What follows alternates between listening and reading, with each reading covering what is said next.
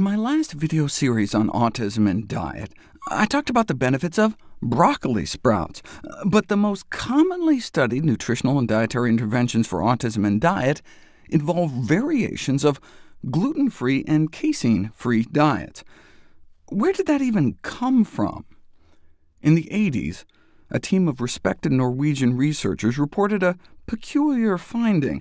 They were comparing the urine of autistic children to the urine of normal children in hope of teasing out any differences that could lead to hints as to what the cause is. This is a urine profile, which shows spikes for each of the various components. This is what normal urine comes out like, with the peptides region pretty quiet. Peptides are like small pieces of proteins, and normally we shouldn't be peeing out much protein. But this is the urine profile from a child with autism, with all sorts of peptide spikes. Here's another one. This raised the question, can the pathophysiology, the dysfunction of autism, be explained by the nature of these discovered urine peptides? First, they had to answer, where do the peptides come from? They didn't know. But there was a clue. Most of the parents of autistic kids reported that they got worse when they were exposed to cow's milk. Well, there are these two proteins, gluten, a protein in wheat, and casein, a protein in milk, that break down not only into peptides, but exorphins.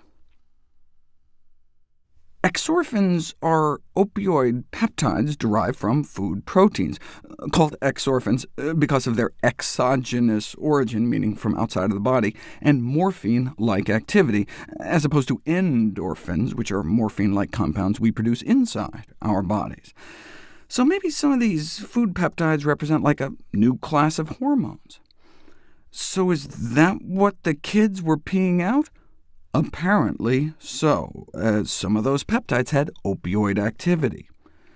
OK, so maybe they were onto something. There are two types of opioids that have been found in milk. One is the casomorphins. In view of their morphine-like activity and their origin, they're breakdown products, fragments of the milk protein casein. What's the other one?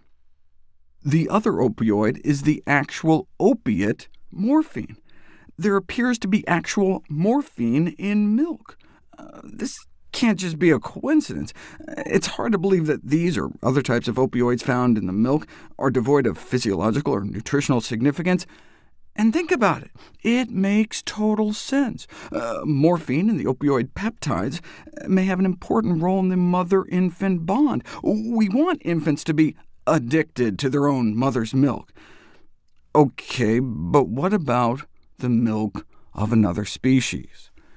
Human breast milk is markedly different from that of other species in that it has the lowest casein content. And human casein is a markedly different protein in terms of its sequence of amino acid building blocks. Human milk has 15 times less casein than bovine milk, and differs sequence-wise by about half, and so breaks down into peptides differently. 21 bioactive peptides have been recovered from cow casein, including multiple casomorphins, compared to only 5 active peptides identified in human milk and only 1 casomorphin. And the casomorphins from bovine casein are more potent. This is a graph of opioid activity where lower means more potent. Here's the potency of straight morphine.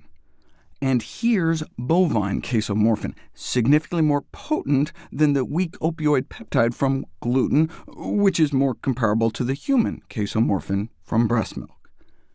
And indeed, when you expose human nerve tissue to bovine casomorphin, it acts more like morphine than the casomorphin from human breast milk, in terms of epigenetic changes in gene expression, not only providing a molecular rationale for recommending breastfeeding over cow's milk formula, but also providing a possible explanation why casein-free diets have been reported to mitigate some of the symptoms of autism.